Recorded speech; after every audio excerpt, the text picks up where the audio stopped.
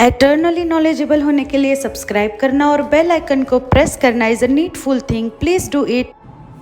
Hello and जय श्री राधे कृष्णा. केम छो everyone. Thank you so much for watching. I am Archana Saraswati and welcome to Spiritually Eternal. आज हम बात करने वाले हैं बेसिक ऑफ अस, यानी हमारे सनातन धर्म की. हमारा सनातन धर्म जो कहाँ से शुरू हुआ, हमारी सनातन संस्कृति जो कहाँ से आती है, कैसे आती है, हमें क्या सिखाती है और कितनी लॉजिकल है. ऑब्वियसली बहुत ही लॉजिकल है. वो अलग बात है कि हम उसके बारे में बहुत कम जानते हैं. पहले ऐसा था कि धर्मशास्त्रों के बारे में लोग जानते थे, लोग पढ़ते थे और लोग जानना चाहने के लिए कथाओं वगैरह में जाते भी थे और कथा वगैरह सुनते भी थे. आजकल ऐसा हो गया है कि लाइफ इतनी बिजी हो गई है कि हम कहीं जाके बैठ नहीं सकते, हमारा ज़्यादा टाइम नहीं दे पाते हैं और इस वजह से हम हमारी संस्कृति को जानते हुए भी हम उससे अनजान हैं.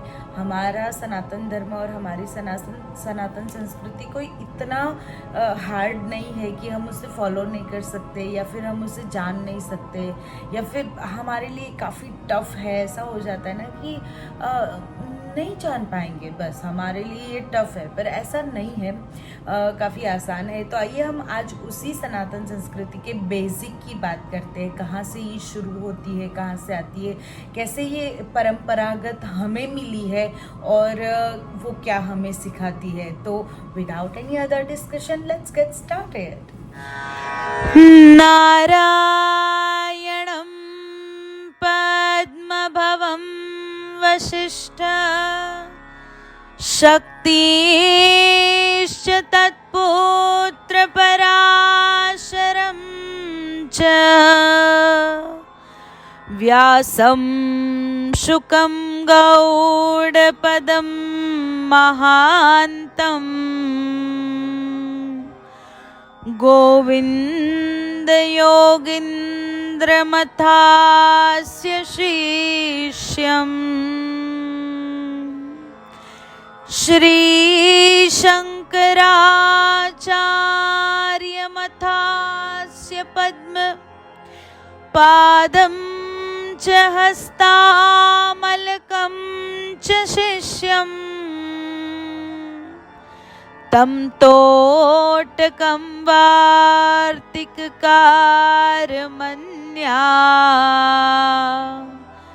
नस्मद्गुरुन् संततमानतोऽस्मि.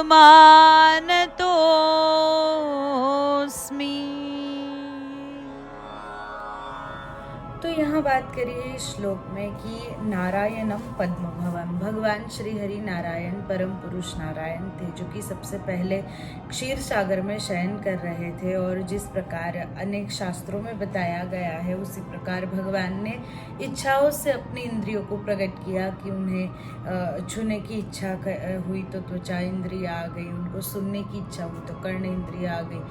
इस प्रकार से अपने आप को प्रकट किया जो कि परम पुरुष है, जो कि आदि देव है, जो पहले से ही इस पृथ्वी पर थे, अभी भी है और जब हम ये संसार नहीं रहेगा तब भी रहेंगे. वो परम पुरुष नारायण ने पद्मभवम यानी ब्रह्मा जी को सनातन धर्म का ज्ञान दिया, वेदों का ज्ञान दिया. नारायणम पद्मभवम वशिष्ठम, उन्होंने अपने मानस पुत्र वशिष्ठ जी को ज्ञान दिया. ये वही वशिष्ठ जी है जो भगवान श्री राम के गुरु हुए. त्रेता में जब भगवान ने अवतार धारण किया, उनके पुत्र शक्ति को उन्होंने दिया. उनके बाद उन्होंने पराशर जी को दिया, पराशर जी ने व्यास जी को और व्यास जी ने सुखदेव जी को.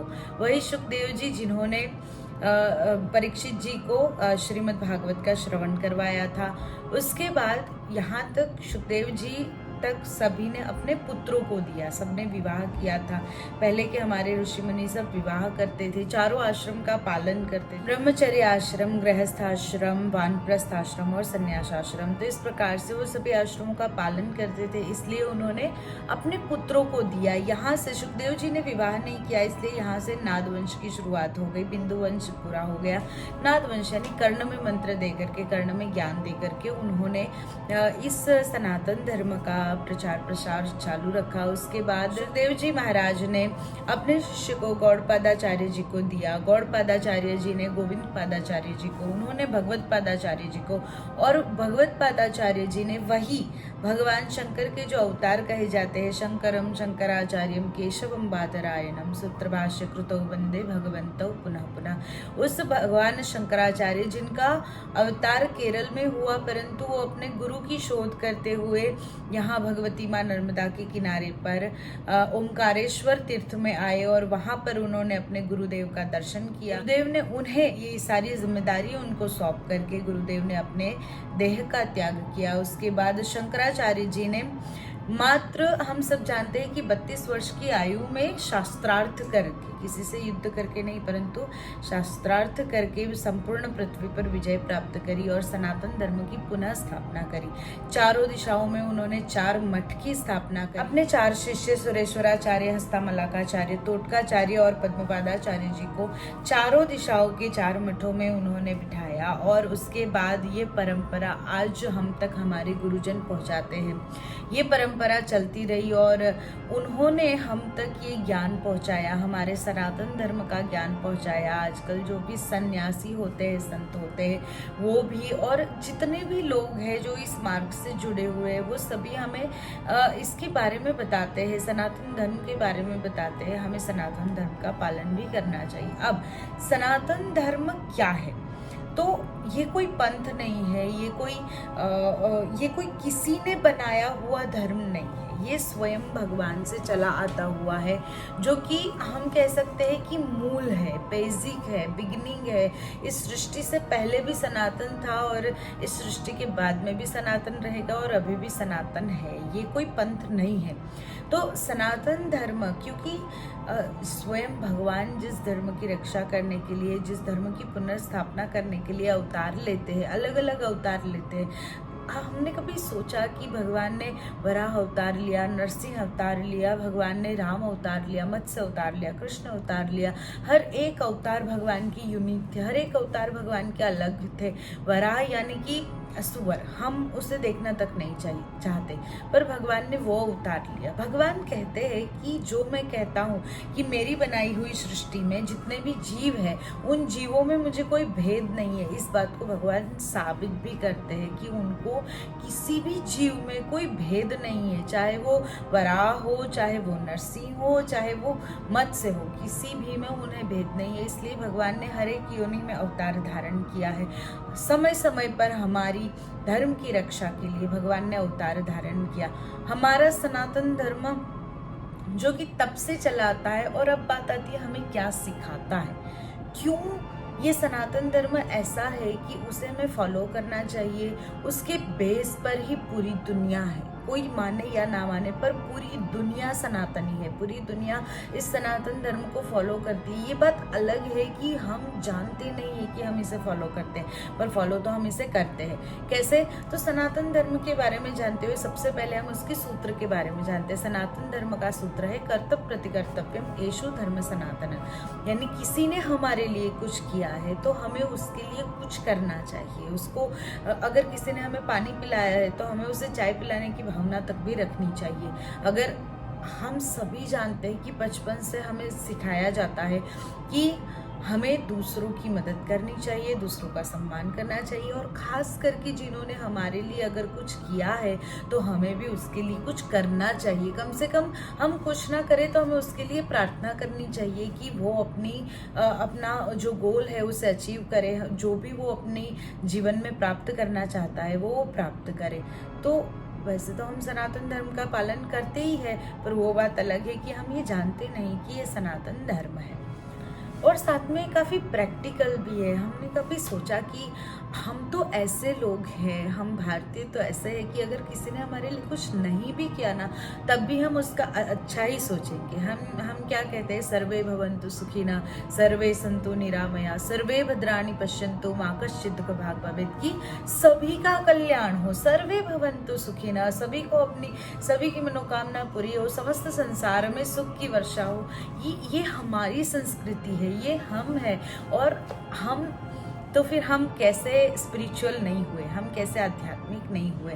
मैं आपसे ये सब नॉलेज शेयर कर रही हूँ सिर्फ इसीलिए क्योंकि मैं आपको बस यही बताना चाहती हूँ कि आप सभी स्पिरिचुअल हो, आप सब आध्यात्मिक हो और आप सब जानते हो, आप सब इस बात को फॉलो करते हो, आप सब हमारे धर्म को फॉलो करते हो, हमारे धर्म के सूत्र को, हमारे सीख को आप फॉलो करते हो। लेकिन बस फ़र्क इतना है कि हम उसे जानते नहीं हैं। वो इसलिए क्योंकि होता है कि या तो हमने कभी सुना नहीं, या तो हमें वो क्लाइमेट नहीं मिला, या तो हमें टाइम नहीं मिला, या हमने जो सुना वो शायद इतना इलॉजिकल था कि हमें लगा कि हमें इसमें पढ़ना ही नहीं है, हमें इसे जानना ही नहीं है।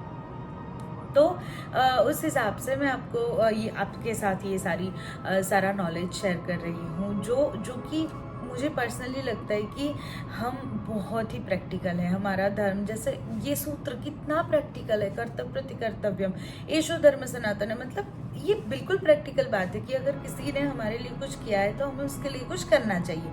अब बात आती है लॉजिकल की, तो हमारे धर्म के कुछ सूत्र है जो हमें कुछ सिखाते हैं, जैसे मातृदेवो भव, पितृदेवो भव, आचार्य देवो भव, अतिथि देवो भव, सत्यमेव जयते नान्यतम।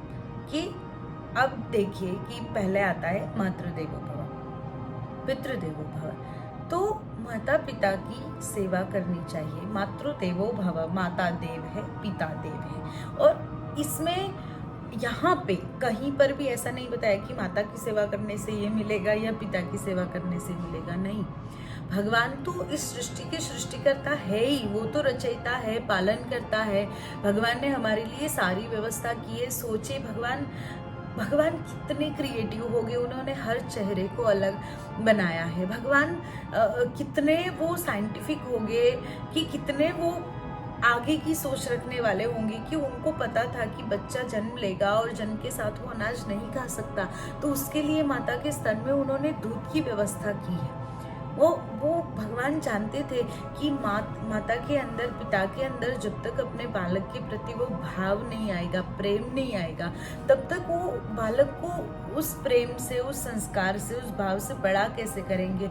और जब वो उस प्रकार से बड़ा नहीं होगा, प्रेम तत्व से बड़ा नहीं होगा, तो वो अपने माता पिता को देव कैसे मानेगा। तो जिसके कारण हम इस संसार में आए हैं उसे देव मानना ये लॉजिकल बात है। हमें कोई किसी अनजान व्यक्ति को देव मानने के लिए नहीं कहा गया है, हमें उन्हीं को देव मानने के लिए कहा गया है जिनकी वजह से हम हैं, जिनकी वजह से हम इस दुनिया में आए हैं। तो मातृदेवो भव, पितृदेवो भव, आचार्य देवो भव।